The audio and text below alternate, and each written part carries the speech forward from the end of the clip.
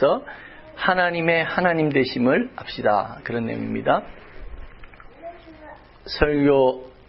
성경 말씀은 시편 46편 10절입니다. 우리 두 번 읽어보겠습니다. 시작. 이르시기를 너희는 가만히 있어 내가 하나님됨을 알지어다. 내가 열방과 세계 중에서 높임을 받으리라 하시도다. 이르시기를 너희는 가만히 있어 내가 하나님됨을 알지어다. 내가 열방과 세계 중에서 높임을 받으리라 하시도다. 예, 우리가 살아가면서 정말 무엇인가를 하는 것도 힘들지만 가만히 생각해 보면 무엇인가를 하는 것보다 하지 않는 것이 더 힘든 것 같습니다. 예를 들어서 어린애들을 보십시오.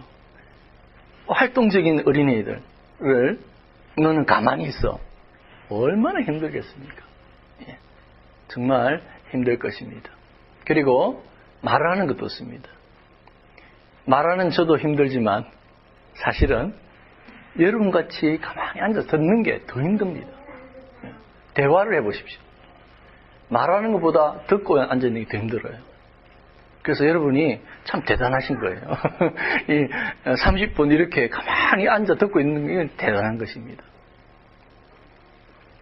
그리고 여러분 사람을 기다린다든지 좋은 기별을 기다린다든지 근데 그것이 안 와요. 좋은 기별을 기다리는 자에게 오지 않는 것은 마음의 속이 타는 거죠. 잠언서에도 그런 말씀 있죠. 사람을 기다려 보십시오. 어떤 데는 이런 말이 있죠. 눈이 빠지게 기다렸다. 그래 본 적 있습니까? 진짜 사람을 길거리에서 이렇게 한번 기다려 보십시오. 저는 기다려 봤습니다. 눈이 빠질 것 같아요. 진짜 그 말대로. 얼마나 힘든가 그런 생각을 해봤습니다. 또 일도 그렇습니다. 사람들은 내 일이 없으면 좋겠다 그렇게 생각하지만 직장의 일 생각해 보십시오. 직장의 일도 힘들지만 일이 없어서 집에서 빈둥빈둥 놀아야 될 때 얼마나 힘든지 모릅니다. 그것은 정말 일이 없어 보면 그걸 알 수가 있습니다. 그렇죠? 그런데 무엇보다도 가만히 있는 것이 힘든 것은 우리가 어려운 상황에 부딪혔을 때, 삶을 살아갈 때 뭔가 급박하고 어려운 상황을 벌어졌을 때 우리는 가만히 있기가 너무 힘든 것입니다. 그래서 우리가 무엇인가를 한다는 것보다 가만히 뭔가를 하지 않는 것, 이것이 더 힘든 것인 것을 알 수 있는데 오늘 말씀해 보니까 너희는 가만히 있으라고 되어 있어요. 내가 하나님됨을 알지어다. 가만히 그냥 쉽게 생각하면 이 말씀이 성경에서 제일 쉬운 말씀 같아요. 성경에는 이것을 하라 저것을 하라 하라는 말씀 많잖아요. 어렵습니다 하나님. 또 성경에는 하지 마라 말씀이 더 많아요. 십계명에 보면 거의 하지 마라 말씀. 왜 그럴까요? 예? 하지 마라 말씀이 왜 더 많을까요? 우리는 악한 본성을 가지고 하는 것마다 죄를 짓고 생각하는 것마다 악하더라. 성경이 그렇게 되어 있어요. 마음에 계획하는 것마다 악하더라.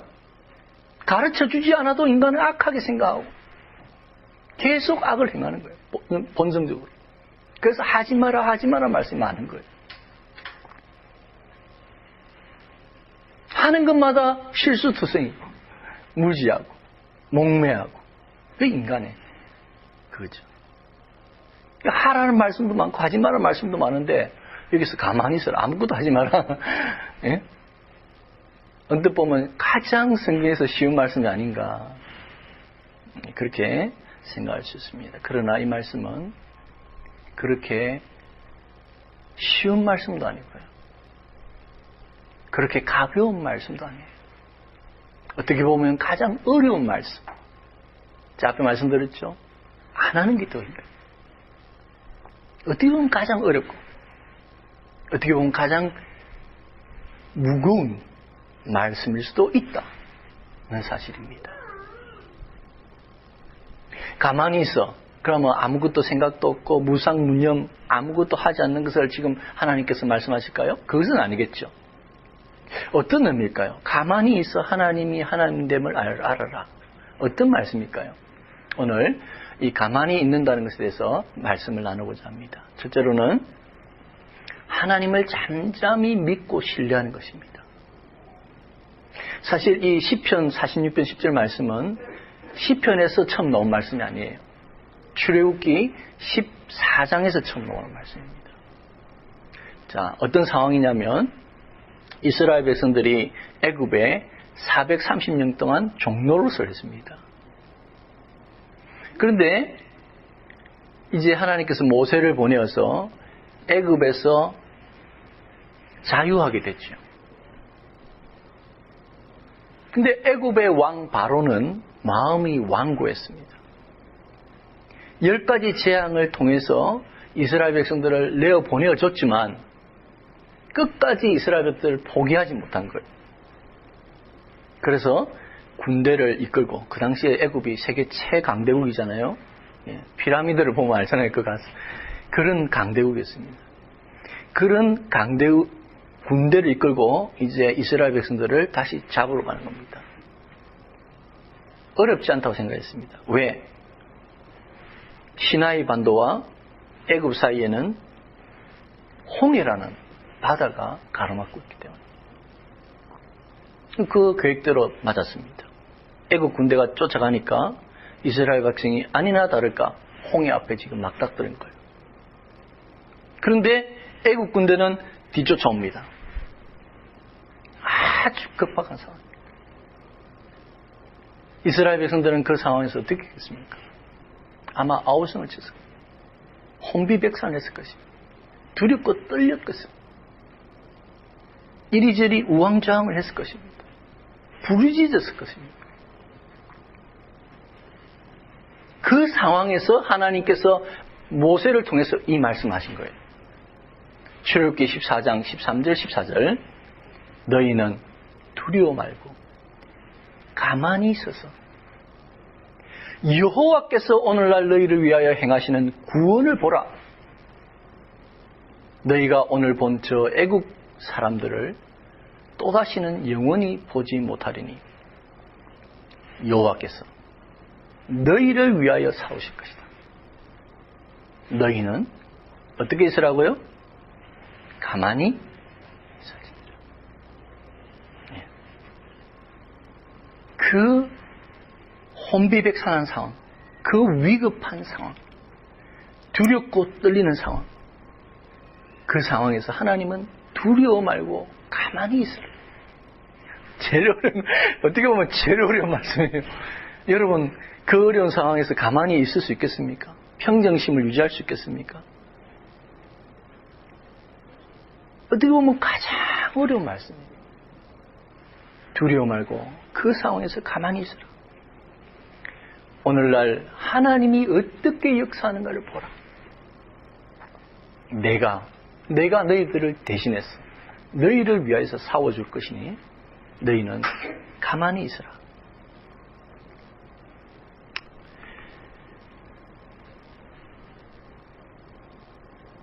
여러분은 어려운 상황에서 어떻게 하십니까? 여러분은 어떻게 어려움을 당하면 어떻게 하십니까? 그 시간에 하나님을 신뢰할 수 있습니까?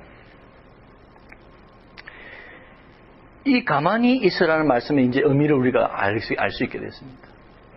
가만히 있으라는 말은 아무것도 하지 말고 가만히 무념무상하게 그냥 도 닦아라 그런 말이 아니라 하나님이 우리를 위해 일하시고 하나님이 나를 도와주시고 하나님이 나와 함께 하신다는 것을 잠잠히 믿고 바라보고 의지해라는 말씀이에요.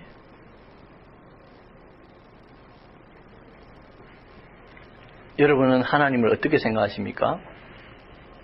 제가 지난주에 설교에 지난주 설교 기억나세요? 지난주 설교에 제가 밭에 감추인 보화에 대해서 설교를 했습니다. 보화는 뭐라고 했습니까? 천국, 영원한 생명이라고 그랬죠. 근데 그 천국 영원한 생명을 품고 있는 밭이 뭐라 했습니까? 예수 그리스도로 했습니다. 그러면서 제가 질문을 이렇게 했습니다. 여러분, 예수님에 대해서 어떻게 생각하세요? 그렇게 질문했습니다. 자, 오늘은 사실은 제가 이 질문을 하고 싶었던 것입니다. 오늘은 두 번째 질문입니다. 여러분은 하나님을 어떻게 생각하세요? 여러분은 하나님을 어떤 분으로 생각하세요?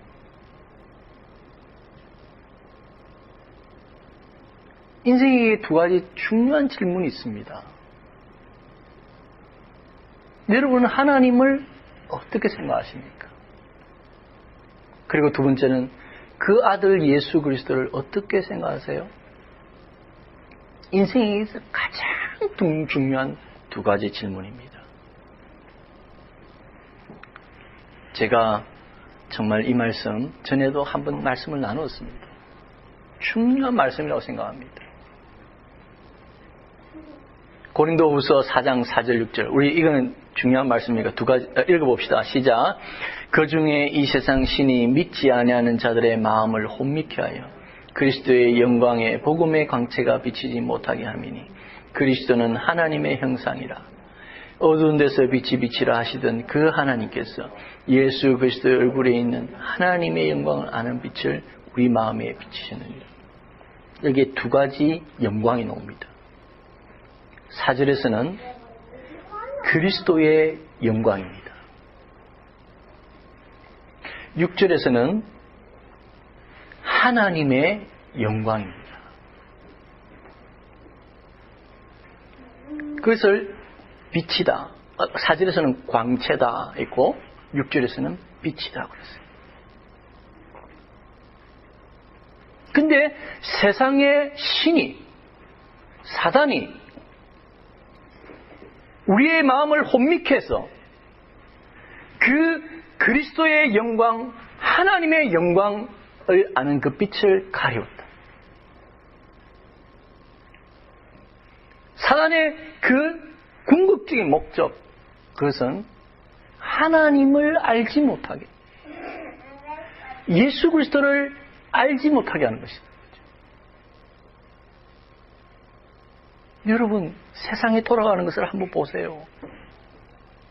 세상에 돌아가는 것을 예수 믿는 사람의 입장에서 한번 보세요. 사람들은 이 두 가지에 굴복하지 못하는 것입니다. 인정하지 못하는 것입니다. 세상의 신이 그들의 마음을 어둡게 해서 하나님을 하나님으로 인정하지 않는다. 그게 싫은 거예요. 그걸 거부하는 거예요. 과학이 발달되고 하나님의 그 창조 섭리가 점점 발견이 돼도 하나님 없이 설명하려고 해요. 모든 것을 100%. 물론 이해합니다. 너무 중세에는 모든 걸 하나님으로 설명 안 하니까 과학이 오히려 어려움을 겪었죠. 그러나 르네상스 이후에 철저히 하나님을 거부합니다. 지금은 극과 극의 시대입니다. 너무 과거의 중세 시대는 하나님으로만 설명했다면 지금 이 시대는 철저히 하나님을 거부한 시대입니다.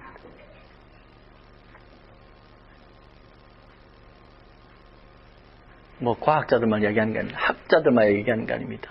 여러분 살아가는 사람들의 모습을 보세요.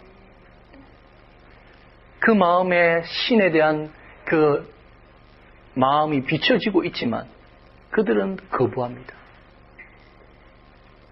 자연 만물이 하나님을 증거하고 있지만 그들은 거부합니다. 하나님을 거부합니다. 예수 그리스도를 거부합니다. 예수 그리스도를 거부합니다. 이 두 가지를 결코 받아들일 수 없는 것입니다. 그래서 발부둥 치면서 이 세상 사람들은 살아가고 있습니다. 그것이 인생의 고민이요 고달픔입니다. 하나님의 영광, 그리스도의 영광이 그들의 마음에 비춰지고 있는데 그것을 억지로 거부하려 하니 얼마나 인생이 고달픕니까? 공허합니까? 그것이 인생의 현주소입니다. 다시 묻겠습니다. 여러분은 하나님을 어떤 분으로 여기십니까? 여러분에게 하나님은 어떤 분이세요? 정말 하나님은 천지를 창조하시고 이 천지를 주관하시는 분으로 믿으세요? 토마스 제퍼슨 같은 분은 천지는 창조하신 건 믿지만 하나님은 잠자고 계신다. 그렇게 믿었죠. 그 이신론이라고 그러죠. 자연신론, 디이즘이라고 그러죠. 여러분 어떠세요? 하나님은 천지를 창조하시고 지금도 이 우주 만물을 운행하시는 하나님. 오늘 우리가 예배 시간에 했지만 하늘과 별들을 보니 주의 손가락으로 만드신 하늘과 별, 하나님이 이 우주 만물을 다스려 가시고 그 하나님께서 인류 역사를 개입하시고 우리의 삶에도 지금도 살아계셔서 우리의 삶을 주관하시고 우리를 사랑하셔서 당신의 독생자를 보내주시고 주시기까지 우리를 사랑하시는 그런 하나님으로 믿으십니까?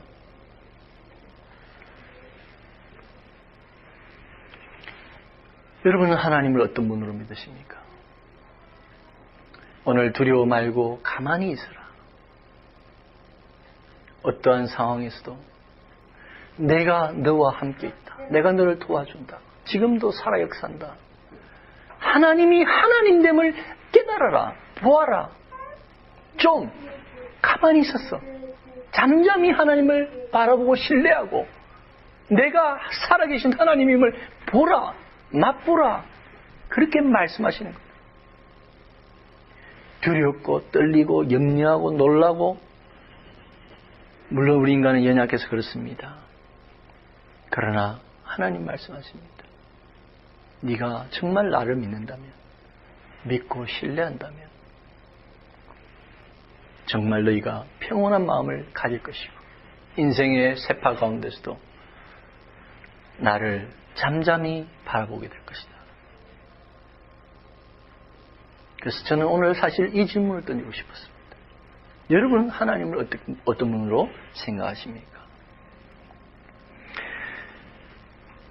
잠잠히 가만히 있다는 것은 하나님께 기도하는 것을 의미합니다. 이런 일이 있었습니다. 한 번은 이스라엘 백성들이 광야를 지나는데 아말렉 군대가 이스라엘 백성들을 뒤에서 쳤어요. 그래서 이제 전쟁이 시작되는데 하나님께서 모세를 불러서 모세야 너는 산에 올라가라. 지팡이를 들고 산에 올라가라. 그리고 여호수아, 모세의 제자가 여호수아죠. 여호수아에게 칼을 들고 백성을 이끌고 전쟁을 하러 가라. 그래서 모세는 산으로 올라와서 가고 여호수아는 군대를 이끌고 전쟁을 하게 됩니다. 근데 모세가 손을 들고 기도하면 손을 들고 기도했겠죠. 손을 들면 기도하면 이스라엘 백성들이 전쟁의 그 전세가 이스라엘 백성들에게 유리하게 되는 거예요. 몰리는 거예요. 근데 손을 내리면 전세가 밀리는 거예요. 안 좋아지는 거예요. 그래서 모세가 손을 들고 계속해서 기도해야 되는데 이 손 드는 거 쉽지 않습니다. 그러니까 손이 자꾸 내려오잖아요. 그 아주 연로한 모세가. 그러니까 아론이라는 사람하고 훌이라는 사람이 그 옆에서 모세를 돌 의자에 앉혔습니다. 그리고 아론이라는 사람하고 훌이라는 사람이 양쪽에 팔을 잡았어요. 그리고 기도했어요. 전쟁이 끝날 때까지 손을 내리지 않았습니다. 결국 전쟁에서 승리했습니다. 하나님께서는 모세를 불렀습니다. 모세야, 여기에 단을 쌓아라. 그리고 그 단의 이름을 여호와 니시. 여호와 니시란 말은 여호와의 승리 이런 뜻입니다. 그렇게 니시라 이름하고 이 모든 상황을 책에 기록해라. 책에 기록해서 기념하고 전쟁에서 승리하고 돌아오는 여호수아의 기에 이 내용을 읽어 그 기에 들려주라. 왜 그렇게 하라 했었을까요? 하나님께서 왜 그렇게 하셨을까요? 물론 칼을 들고 전쟁을 하는 여호수아 그 의미가 없는 것은 아니었죠. 그러나 네가 싸웠지만 진정으로 너에게 승리를 주신 분은 하나님이시다. 여호와 니시, 승리의 하나님 뜻입니다. 여호와 니시. 네가 열심히 싸웠지만 그 승리를 결국 주시는 분은 하나님이시다. 네가 열심히 전쟁했지만 결국 기도하여서 승리했다. 또 이러면 기도가 만병통치약처럼 생각하면 안 됩니다. 기도에서 승리했다는 말은 기도가 승리의 방법이라는 의미가 아니에요. 그 목적은 하나님께 승리가 달려있다. 인간이 그 걸음을 계획할지라도 그 걸음을 이루시는 분은 하나님이시다. 잠언서에 말씀하고 있습니다. 그것을 분명하게 보여주기 위해서 기록해서 들려주라. 하나님을 잠잠히 바란다는 것은 기도하는 것을 의미합니다.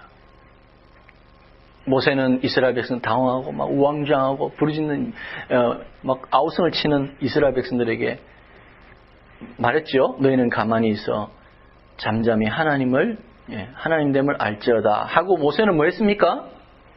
모세는 기도했습니다. 모세는 부르짖으면서 하나님께 기도했습니다. 하나님 도와달라고. 지금 홍해가 앞에 가려져 있고 뒤에는 애국 군대가 옵니다. 이 백성은 지금 우왕좌왕하고 있습니다. 하나님 도와주세요. 부르짖었습니다. 가만히 있으라 하고 모세는 기도했습니다.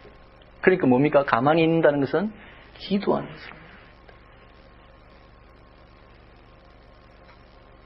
물론 여러분 인간의 노력이 헛된 것은 절대 아닙니다. 오늘 보세요. 출애굽기 14장 15절을 보니까 여호와께서 이런 경우에 모세에게 이르시되 너는 어찌하여 내게 부르짖느냐. 부르짖는데 기도하는 것이죠. 너는 왜 지금 나에게 기도하고 있느냐. 일어서라. 일어서서 지팡이를 홍해를 향해 가르고 백성들을 그 홍해를 향해 가게 해라. 좀 속된 표현을 하면 왜 기도만 하고 앉아있냐. 이 말씀이죠. 하나님께서도 인간의 노력 절대 무시하시지 않습니다. 예수님께서도 구하고 찾고 두드리라 기도하라는 말씀이기도 하고 우리 인간의 최대한 노력하라는 의미도 들어가 있겠죠. 그것을 하나님이 부인하신 건 아닙니다. 그러나 우리는 너무나 그 위급한 상황에서 하나님을 찾기보다는 먼저 우왕좌왕하고 사람을 찾아 헤매고 사람에게 도움을 청하고 그 위급한 상황에서 헤매이는 우리 자신을 너무나 바라보게 되는 것입니다. 여러분 어려울 때 기도한다는 것 그게 하나님을 바라보는 것입니다. 여러분 기도 생활을 어떻게 하세요? 여러분이 꼭 교회에 나와서 새벽 기도를 하고 이렇게 해도 좋습니다. 그러나 그렇게 하지 못한다 할지라도 여러분의 삶 순간순간에 얼마나 하나님 부르세요? 하나님 얼마나 생각하세요? 여러분 세상 사람들하고 예수 안 믿는 사람하고 예수 믿는 사람 차이가 뭡니까? 살아가는 것 다 똑같잖아요. 뭡니까? 무슨 차이입니까? 여러분 삶에 예수 믿는 사람의 삶과 예수 안 믿는 사람의 삶이 무슨 차이입니까?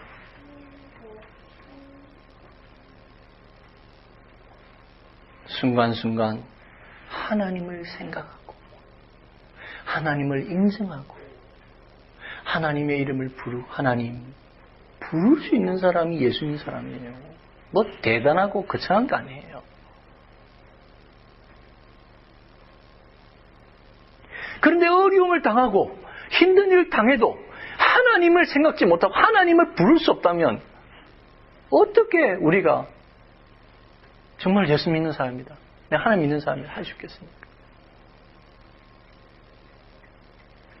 조그만 차이예요. 조그만 차이. 그러나 그 차이는 천지 차이예요. 여러분이 삶에서 순간순간 하나님을 부르시는 그게 기도예요. 여러분의 삶이 되시기를 소원합니다. 마지막으로 잠 가만히 있다는 것은 하나님께 예배하는 것을 의미합니다. 한 번은 이스라엘 백성들이 지금은 팔레스타인 가자 지구에 요즘 뭐 이스라엘하고 지금 전쟁을 많이 하죠. 그 팔레스타인을 옛날에는 성경에는 블레셋이라 이렇게 불렀습니다. 팔레스타인. 여러분이 잘 아는 골리앗이 팔레스타인 사람입니다. 모세와 골리앗이 팔레스타인 사람인데 과거에는 사실 블레셋이 이스라엘을 지배를 많이 했었어요. 왜냐하면 블레셋이 이 철기를 빨리 이스라엘 백성들보다 철기를 더 빨리 사용했어요. 그래서 무기가 발달됐어요. 그래서 블레셋이 이스라엘을 지배를 많이 했었습니다. 성경에 보면 오랫동안 지배했다, 압제하고 괴롭혔다. 지금은 완전 역전이 돼가지고 지금 이스라엘을 막 괴롭히죠. 근데 어쨌든 블레셋이 이스라엘을 오랫동안 지배하고 괴롭힌 적이 있었습니다. 이제 사무엘이 그때 사사였는데 사무엘이 이스라엘 백성들을 다 모아가지고 미스바라는 곳에 모여서 하나님께 예배하자. 우리가 이렇게 압제당하고 오랫동안 고통당하는데 하나님께 예배드리자. 이스라엘을 미스바에 모아서 영적 대부흥을 일으킵니다. 그런데 블레셋에게 그 소식이 들렸어요. 이스라엘 백성이 전체 미스바에 모였다더라. 이것 봐라. 모여서 불법 집회를 하네. 이거 독립운동하거나 항거하거나 이렇게 하지 않겠나. 뿌리부터 뽑자. 블레셋이 전쟁을 준비하고 이스라엘 백성을 쳐들어왔습니다. 이스라엘 백성들은 예배드리려고 모이는데 블레셋이 공격이 왔습니다. 이 소식을 들은 이스라엘 백성들이 어땠겠습니까? 두려움과 놀라움에 아우성을 쳤을 것입니다. 똑같은 상황이죠. 홍해 앞에 이스라엘 백성들처럼 그런 급박한 상황이에요. 아마 사무엘은 여기에 성경에는 기록되어 있지 않지만 분명히 같은 말씀을 전했을 거예요. 모세와 했던 것처럼 너희는 가만히 있어 하나님이 하나님됨을 알지어다. 그렇게 진정시키고, 자, 성경에 봅시다. 10절에 봅시다. 9절에 사무엘이 젖 먹는 어린 양을 취하여 온전한 번제를 여호와께 드리고 그랬어요. 그 급박한 상황에서 예배, 번제는 제사는 예배죠. 지금의 하나님께 예배를 드리는데 온전히 온전하게 예배를 드렸다는 거예요. 그 급박한 상황에서. 쉬운 일입니까? 아니죠. 근데 하나님께서 오는 블레셋을 큰 우레를 바라셔서 어지럽히시고 그 진열이 흩어지고 막 엉망진창이 됐어요. 그래서 오히려 이스라엘 백성들이 오히려 공격을 하게 됐어요. 그리고는 그때 큰 승리를 이루고 그날부로 이스라엘은 독립하게 됐어요. 블레셋에서부터 자유하게 됐습니다. 오랫동안의 압제에서 벗어나게 됐어요. 사무엘, 그는 그 급박한 상황에서 예배를 드렸습니다. 그 상황에서 가만히 있는다는 것은 하나님께 예배드리는 것입니다. 여러분, 예배가 무엇입니까? 하나님을 바라보고 하나님을 생각하고 하나님을 찬양하고 하나님 말씀을 듣고, 예? 이런 게 예배잖아요. 이게 잠잠히 하나님을 신뢰하는 것입니다. 여러분, 급박한 상황에서 예배 드릴 수 있습니까? 바쁜 상황에서 예배 드릴 수 있습니까? 사람들은 예배를 중요한 일이 있으면 빼버려요. 급박한 일이 있으면 빼버립니다. 왜? 예배는 다음에 드려야 되고, 예배는 중요하지 않고, 뭐 이런 중요성이 떨어지기 때문에 그렇게 생각할 수도 있어요.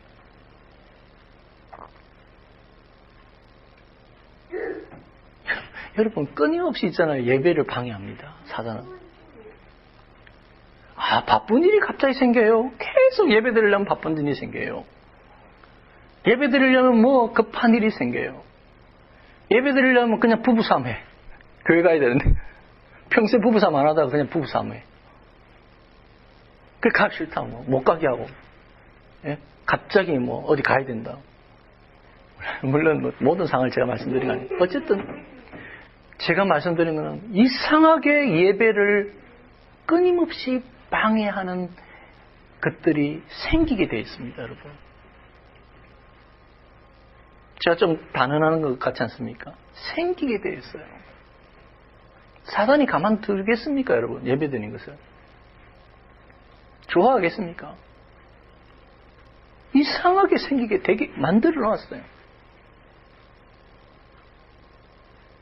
그래서 우리가 각오하지 않으면요, 좀 각오하지 않으면 예배를 소홀히 할 수밖에 없습니다. 예. 한 주간의 이 예배의 시간, 여러분 소중하게 여기시기 바랍니다. 제가 어떤 분의 강의를 들으면서 이런 강의를 들었습니다. 어떤 분이 사막과 같은 오지에서 레이싱을 하는 사람한테 들었다는 하면서 강의를 하는데 들었습니다. 이 사막 레이싱을 하는 사람들이요, 뭐 종종은 아닌데 가끔 죽는다고 합니다. 근데 죽음의 원인이 뭐냐면 목말라 죽는 걸 말하, 어떻게 목이 말라 죽는 겁니다. 예. 근데 가서 딱 보면 신기한 거는 죽는 사람의 옆에 물이 없느냐? 있다는 거예요. 목말라 죽는 사람들의 죽음 옆에는 반드시 물이 있다는 거예요. 근데 왜 레이싱 하는데 목말라 죽느냐? 이게 너무 사막이 열이 강해서 순식간에 이게 땀이 날라가 버린대. 근데 너무 순식간에 하기 때문에 목마른지도 모르고 그냥 탈수 현상이 급박하게 일어나면서 물이 있는데도 물을 안 먹고 못 먹고 죽는 거예요. 그렇다는 거예요. 그래서 레이싱 하는 사람들은 철칙이 있다고 합니다. 사막 레이싱 하는 사람들은 반드시 어떻게 되느냐, 목마르든지 목마르지 않든지 규칙적으로 물을 마신다. 목마름을 느끼지 않는다고 괜찮다. 그럼 탈수 현상 죽는 거예요. 박살을 뿌린다는 거예요.